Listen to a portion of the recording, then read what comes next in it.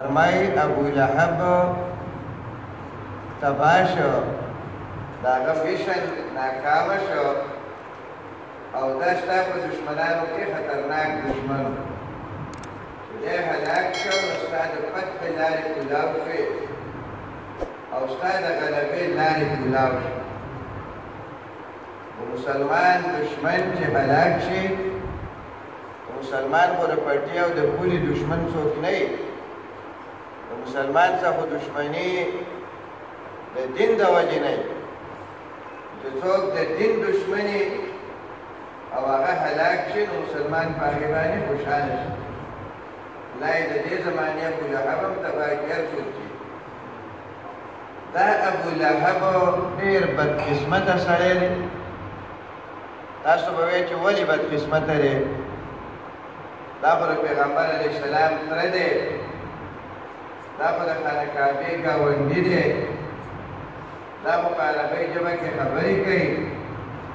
دا خو سر سپین ښایسته شکل و شباهت والا سړی دی. دا ولې بدقسمته دی؟ دا په دې وجه بدقسمته دی چې قرآن مجید کې د الله پاک د ډېرو دشمنانو ذکر راغلی، خو یو دشمن هم داسې نشته چې د هغه نوم الله پاک اخیستی چې دا پلانې تباه شو او د دې پلاني لاسونه مات شو او د ده ښځه هم هلاکه شو او دی هم هلاک شو. دا یو ابولهب دومره بدقسمته دی چې تر قیامته پورې به د نوم یادېږي چې دی تباه و برباد شو او هلاک شو. معلومیږي داسې چې دې سړي ته الله ډېر غوسه و، د ده نه الله ډېر خفه و. دا ولې کافر خو نور هم ډېر و، الله د رسول دشمنان خو نور هم ډېر و. هغه خاص جرم کم یو دی چې د هغې جرم په وجه د دې سړي په باره کې خصوصي طور دا صورت نازل شو او تر قیامته پورې به قرآن کې په ده باندې لعنت ویلی کېږي. ما عزتمندو هغه جرم دا دی چې دې سړي د پیغمبر علیه السلام په دشمنۍ کې ټول حدونه پار کړي وو. خلک وایي که نه وایي د پلاني بس ټول حدونه کراس کړه. دی د پیغمبر علیه السلام تره دی نو د رښتې خیال به یې ساتلی و، د رښتې خیال یې ونه ساته. دا د پیغمبر علیه السلام نږدې ګاونډي دی. پکار وه چې ده دا ویلي وی چې زما ګاونډي دی، زه به لږه ګزاره کړم. د ګاونډ خیال یې ونه ساته. دی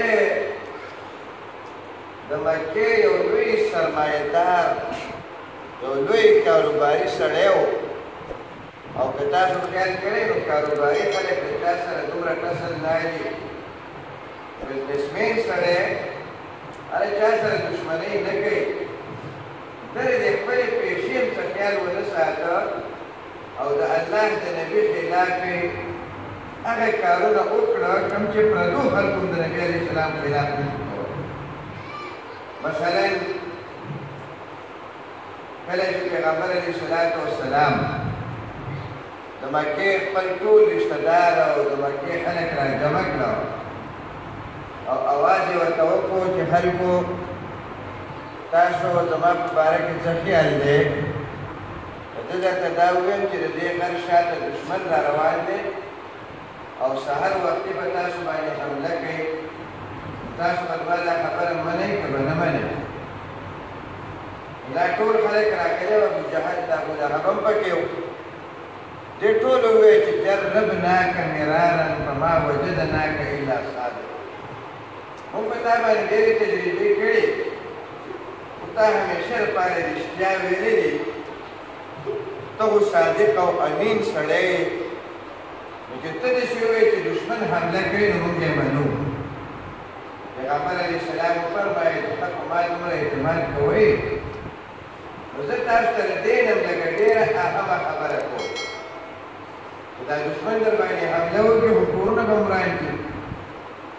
قتل به هم کړي، د دې نه زیات ورسره بل څه نه شي کولی. خو زم د یو داسې خطرې نه خبروم چې د هغې خطرې نه په مرګ هم نشي خلاصېدی هغې کې یو مستقل هلاکت یې د مرګ نه پس هم پکې هلاکت او زه تاسو ته د هغې خطرې نه د بچ کېدو لاره مخیم هغه خطره د جهنم اور دی الله دې موږ ټول بچ وساتي او وی فرمایل چې د شرک په حالت کې څوک مړه شو د ټول عمر به اور د جهنم ته ځي او د بچ کېدو لار دا ده چې قولوا لا اله الا الله تفلحو دا کلمه ووایئ نو تاسې به بچ شئ تاسې به کامیاب شئ دا د نجات کلمه ده دا د کامیابۍ کلمه ده دا د خلاصېدو کلمه ده نو ټولو خلکو مخالفت وکړو خلک بس غلی واپس روان شو خبره یې ونه منله دا بدبخته راپاڅېد او کاڼي راواغېستو او د الله په پیغمبر باندې د کاڼو ګزارونه شروع او ورځې بلې ویلې شروع کړې تبا لک سایر اليوم لهذا الجمال پیغمبر علیه السلام ته وایي هلاک شي دا ټوله ورځ دې راله د دې لپاره خرابه کړه چې دا خبر راته کې دا یې سره موږ نه منو نو ګوره دشمني خو نورو خلکو هم کوله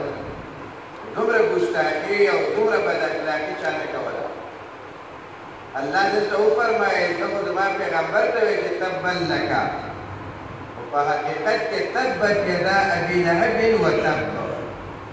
ستا دا دواړه لاسونه به هم هلاک شي په کومو لاسونو چې د کاڼي راواغېسته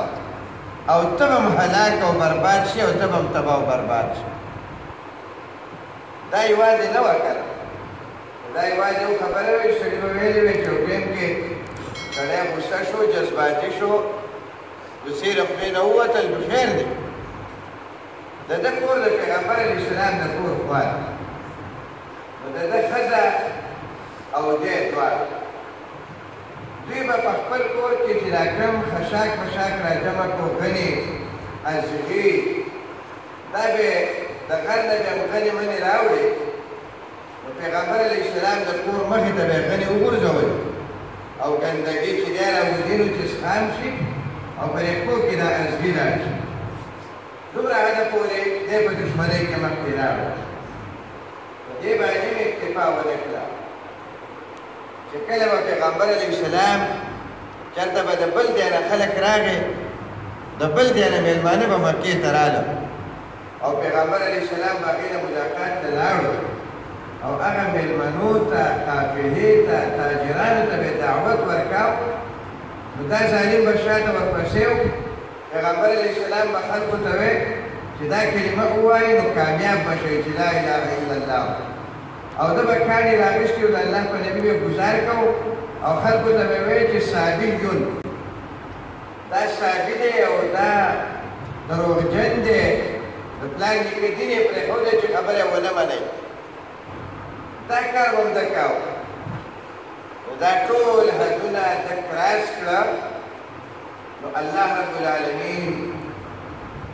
د محمد رسول الله صلی الله علیه وسلم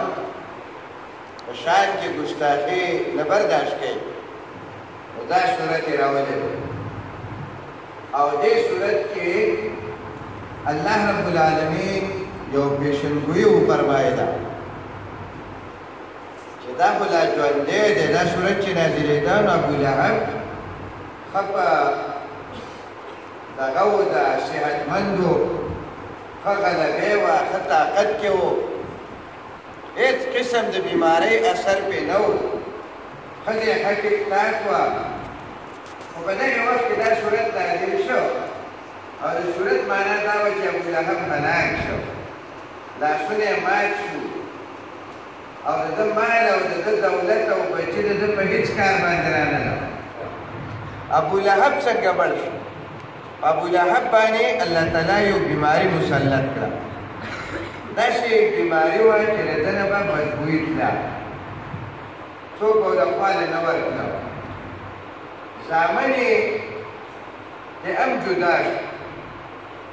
هېڅوک یې خوا نه نشي ورتلی دی په یو ځای نه ځای کې مردار شو مړ شو د زامنو ته یې خلکو پیغور وکړو چې پلار هم هغه ځای کې مړ دی او بدبویي کوي ورشئ خښې کوي. نو په یو روایت کې دا دي چې هغې څه کسانو له پیسې ورکړې او هغې له کنده وکنست او داسې په لرګو کې هغې کندې ته وروغورځاوه او دی یې پناه کړه. په یو روایت زامن یې دغسې وکړه، دی هم الله تعالی داسې مردار پاتې شو. د ده میشن بعضې اهل علم ویلي چې دی په خپل هم هلاک شه او د ده دا اوږده لاسونه مات شو. خلک وایي د پلاني ډېر اوږده لاسونه دي، معنا د ده تعلق ډېر دی، اثر یې ډېر دی، طاقت یې ډېر دی. یو ترجمه یې دا ده. نو د ده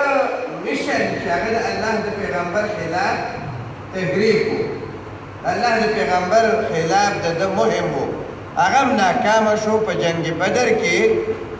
تقریبا 80 سرداران د دوی مرداران شو. نو د ده میشن هم تباه شو، زامن یې زوی هم تباه شو، ښځه هم تباه شوه، دی په خپل هم تباه شو. او د قیامت په ورځ به د جهنم اور ته دننه کېږي. او هلته په یو روایت کې دا راغلی دی چې دا ابولهب په کم اور کې سوځېږي، نو دا ښځه به په دغې اور کې ګرځي او خشاک به راجمع کوي او به خپل خاوند بیا وراشي، دا به خشاک راوړي او د دې په خشاک کې به د دې خاوند سوځي. دا به د دې ته ریوټي الله تعالی دې پناه راکړي. موږ ورته یو تفسیر اهل علمو دا هم کړی دا الله رب العالمین هلاک کړه او برباد یې کړه. نو په دې صورت کې دغې خبرې ته اشاره ده.